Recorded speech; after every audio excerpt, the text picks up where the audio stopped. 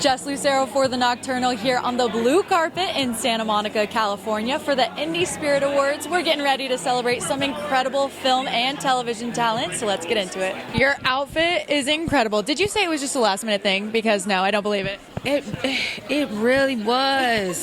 Like over there, she asked me who designed it, and I was like, I can't really tell the girls because I don't want the girls running to get, the look, I heard your story about auditioning for Mia and how you walked up and said, I am Mia. Can you tell me a little bit more about what went through your mind and why you approached it in that way? To be honest, like when I actually filmed, oh my God, the last 2 years of my life has kind of been last minute, if you would say. Like the audition tape was due at 9 o'clock. I turned the camera on at 8 because I wasn't going to audition. I was like, they're not going to pick me. Like, it's a self-tape. And then I had so many other things going on in my life at the time. But when I read the script, I think those things really helped me get to that place. And when I turned on the camera, I was so annoyed. And I was like, I am Mia and Mia is me. And I just kind of really went there.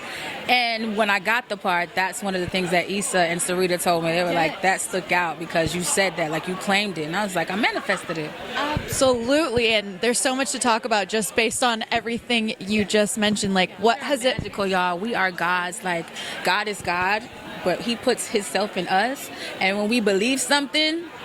ain't nobody can tell us. Exactly. It's gonna happen. And what has it been like working with Issa Rae? It's been amazing. It's been a roller coaster. It's like a fun ride.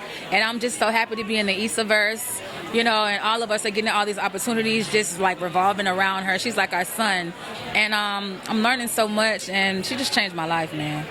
What I love about your character and even the way you approached it is Mia is so relatable. Yes. And a very real story. So how important is it for you to continue to tell those types of stories? It's very important. Even with season 2, like when I read the script, and that's what I love about Issa. She's like, hey, if you see anything that you got to add or you want to ad-lib to really make this character, continue to make this character like relatable, do it, So, but even with season 2, like the story's just so relatable. And sometimes when I'm reading the script, I'm like, they got cameras somewhere? Like they're watching my life? Because I feel like I'm Mia sometimes, for real. So, yeah. I love that. Okay, if you could star in any other nominated film or series here at the Indie Spirit Awards, what would you want to star in? Oh my God. It's tough. It's tough. Quinta, I need a cameo on Abbott Elementary, okay? We got to work together, girl. We back this. Thank you so much, and congratulations on your nomination. Can I just ask you one question about you being in the music video? Because that was such a cool moment. Yes. Okay. It was the best When moment. they asked you to be in their music video, though, what was your reaction? I'm dead. I am dead currently right now. Yeah. Nothing else. No, yeah. I Joe actually got my phone number. My publicist called me, and she was like, she texted me and she was like, Haley, I need to call you. And then she called me and she was like, it's important. And then she called me and she was like, are you sitting down? And I was like, yeah, why? And she was like, well, it's about the Jonas Brothers. They asked for your personal phone number. And I was like, holy actual fuck. And then I got a voicemail like a week later from Joe fucking Jonas. And then I'm dead. I died. Started off as a knit girl. Are you still a knit girl? Yeah. Here's the thing. That's never going to change, Once a knit girl, like when your childhood self like imprints on a person like that, like imprints. Twilight, right? Yeah. I have werewolf imprinted on Dick. Yeah. But you can't change it, Did you get the chance to meet their kid? They're all so nice. Like, let me just set the record straight. I don't think anyone's ever said they're not nice, but they are so nice. So just like charming and giving. Like, they found out I was this huge fan, and then they invited me and my friends to their concert, had a driver for us the whole weekend in Vegas, like just so generous and kind, and just like also gave me hugs. They didn't have to hug me, Were you not shaking when you were doing your shaking? Well, when I first met them, I was like one of those like creepy fans that's like shaking when I was that to them. Yeah. Okay, who are you going to be a major fan for today at the Indie Spirit Awards? I don't know. Well, I just saw Nicholas Braun. He's so tall. Big fan of him. He's so funny and talented. I don't know. I kind of fangirl over everyone. It's a problem. I shouldn't be invited to these things. It's fine. I fangirl over you. Thank you so much. Nice and cool. Wow. Okay. Thank you so much. Bye. I saw that you were a teacher. I was training to be a teacher, yeah, and I did student teaching, but I didn't finish my degree. Okay, but let's talk about that. How did this transition begin over into becoming a nominated actress? I mean, the transition, I don't know if that has anything to do with me. That's above me. But I was always doing comedy and always doing improv, and I think I just was like, let's just see what happens if I go for it. So I started studying writing at NYU, and then, yeah, that's kind of, then writing led to this, I guess. I love that though. You made a great transition, and I love your personality as well. I've watched a lot of your interviews. Oh no! Big fan over here. No, it's great. So worrisome. Thank you. I don't know. Okay, but can I just ask you this one last question? What's more intimidating to you?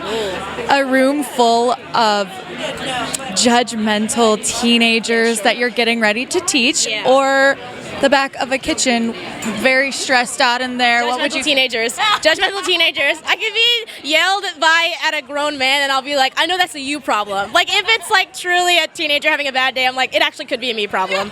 Like, yeah, and maybe my jacket is weird, and you're right. Yeah. I love it. Thank you so much. Can you talk to us about what it was like working with this incredible cast? This cast was just a dream. I mean, I don't have children, but I feel in some way that I became a mother for the first time in my life. And I truly use them as like my collaborators. I come from the theater, and there you all are sort of equal and everybody does everything together. And I'm 47 making a film about these young people and also trying to be funny in their world. And so I really needed them to give me all of their input, and they did. And it was really, truly a dream. Well, on a film like Bodies, Bodies, Bodies, it seemed like you all got to have some fun. Is that right? Oh, it was just one big joy because we were all in the same hotel. We stayed in the COVID bubble because it was still COVID then. And so, yeah, we were very close, and they were constantly playing the game, actually, at night. Yeah, they were. And they got very, very close. None of them knew each other before, and now they're all still super close and connected. Who was the most competitive? Oh my God, I think all of them. I don't think Lee Pace would join in, the one who plays the older man, but all of them. Maria Bakalova actually used to win almost all of the games. Oh. Yes. I love hearing about this. I'm so glad that you all managed to play. So did you play alongside them or just? No. I'm actually very bad at the game. I used to play it a lot with I had a friend group like that, very close. I was the worst, so I would never join. No, I would just be like, you guys do that. What was one of your favorite scenes to work on? The big scene between the girls at the it's scene 83, but that doesn't tell anybody anything. But it's at the very end when she goes like, do you know how much it takes to make a podcast? And while they're all killing each other, and it has a lot of language in it, a lot of lines for them. So it was a huge challenge, and we rehearsed it, and we all had like a bellyache the morning that we had to like start that scene, and it turned out so great. And they all have their moments, and it's funny and it's tragic and it's very scary at the same time, and I'm just so proud of them. I went through so many emotions while watching Bodies, Bodies, Bodies, and the turn at the very end, I didn't expect that to be how it played out. Was it hard for Pete to keep a straight face for a lot of the film? It was when we shot the final reveal with Pete. Of course, it was like, are we going to get away with it? Because you can write something like that on a piece of paper and think, oh, this is what it is. But then how do you actually kill yourself while you're trying to open a champagne bottle? So it was just also nerve-wracking. And then I remember so well when we did the take that actually ended up in the movie, we like applauded and we were like, yes, this is it. And now we have sort of the core of our film, Yes. Because that reveal is so important, because in the end there is no killer. It's all about human behavior. It's all about human nature. Yeah. That's what I loved so much about it. The way everyone just turned on each other. Yes. It's all about reaction and how we see each other and don't stand still and just look at what's really going on. But it's just all about how everything spirals out of control. Okay, I don't know if you'll be able to answer this, but with Chase and Pete now having some sort of a relationship, did you kind of see that brewing on set? everybody was super friendly on set to each other, so I didn't see anything happening. But if they are together, which I don't know, but then I'm very happy for them. Yes, absolutely. Okay, so if you could be a part of one other film or television show that's nominated here at the Indie Spirit Awards, what would you want to be a part of? I mean, Everywhere, Always, All at Once is such a unique, it's so authentic, it's so something we've never ever seen before, and they gave, and it's also very emotional, and I would love to be part of that. Also, the directors are so intelligent, but also very sweet and humble, and I would love to, I told them, I said, like, whatever I can do, I will give you the coffee, Carrie, whatever. I love them. Thank you so much and congratulations. But it's such a different concept. What was it like for you two to work on? Amazing. I mean, the talent on the show is just extraordinary. So to be working with these guys is just such a gift. It's also incredible, I think, as an actor to crawl inside of a world that doesn't look or feel much like our world at large. We were just saying before, I think, the Dan Erickson's acuity for world building is so unparalleled that stepping onto that set and into those characters does feel like you're going somewhere else. So that was really cool. Yeah. When you first heard about the concept that Dan created, what was your immediate thought? Hell yeah. Yes, let me at it. I was so excited. It's brilliant. Yeah. Do you almost wish that we could do that in the real world? People ask us this often, and I appreciate that question. I would hate to have nothing to journal about. I love to throw on some Sarah McLachlan and light some incense and really go into my feels because I'm an insufferable millennial. So I think if I did that, I would have nothing to complain about. And then what would I do, Yeah. Would you do it? Yeah, no, I don't think so. I think that's what's interesting about the show and why I loved it so much is because it asks those questions about our humanity and our relationship to technology, and I don't feel like some of it is that far away. Yeah. And I really think we have to reflect on how far we should push the boundaries. Mm-hmm. I don't know if you feel that way, but yeah, absolutely. I think for us the bottom line of that story and that world is why do we disconnect from one another, and why would we go so far as to bifurcate our consciousness so as to avoid feeling pain? And I think we live in a time now where things are made so convenient and fast that sometimes we jog past the things that are important.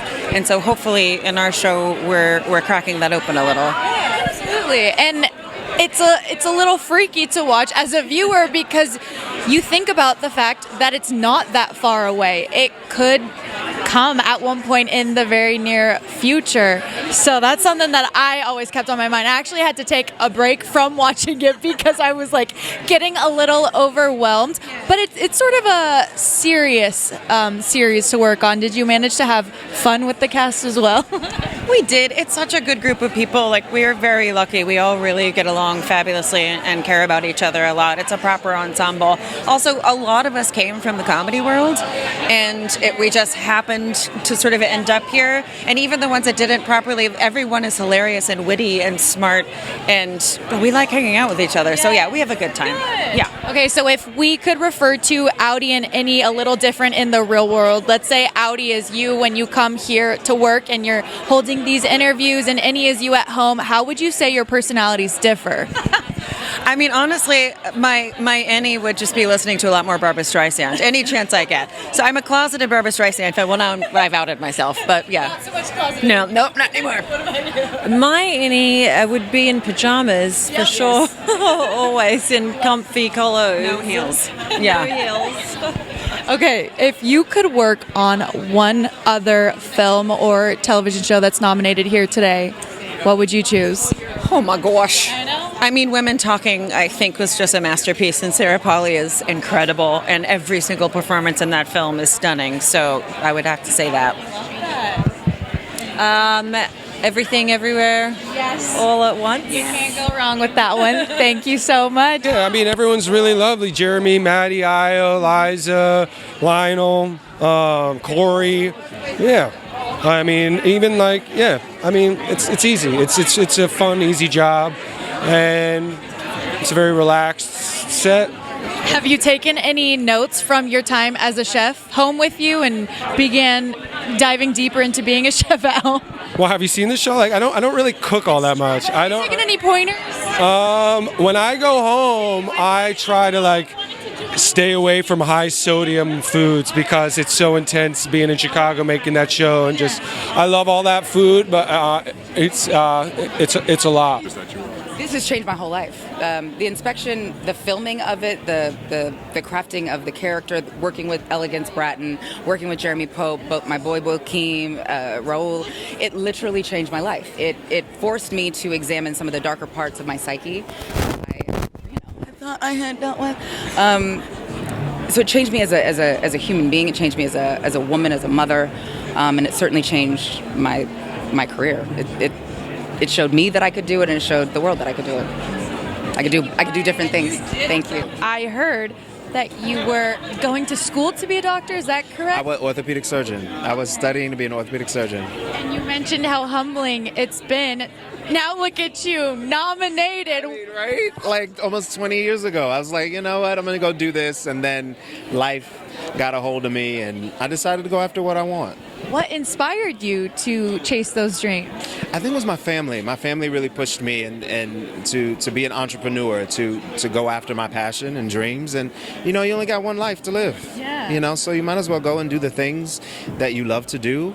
If you're able to do that, you know, it's a luxury that we can do what we love. So if you have that opportunity, I say go for it. So going back to Severance for a sec, with the innie and outie of the entire show, what would you say, like, how does your innie vary compared to your outie? So let's say the outie is your outward personality when you're here getting interviewed. Your innie is your at-home personality. How do those attitudes vary? Well, Milchick is not severed, but I think for Trammell, I think that his innie is more like, you know, really strong, solid, you know, leadership role, and then when he's at home, he's like a 2-year-old. It's like, I don't want to do laundry, I don't want to do this, you know, whining in the corner somewhere.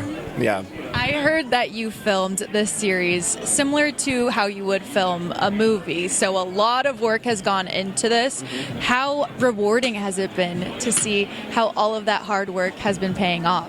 I mean, when we were doing this in the height of the pandemic, it was so bizarre because we didn't know what the show was. And we would spend so much time, the actors, the director, trying to figure out what is the tone, what is the story that we're trying to tell. And it took a lot of trust. And to see it blossom to what it is now is beyond my expectation. And the fans, people that have gravitated to the show, that have dissected it and pulled it apart in ways that I hadn't even realized, it's really beautiful. And it's a dream. You know, you always hope that anything that you create will be well received. Yeah. So when it is, it's a delight. Thank you so much and congratulations.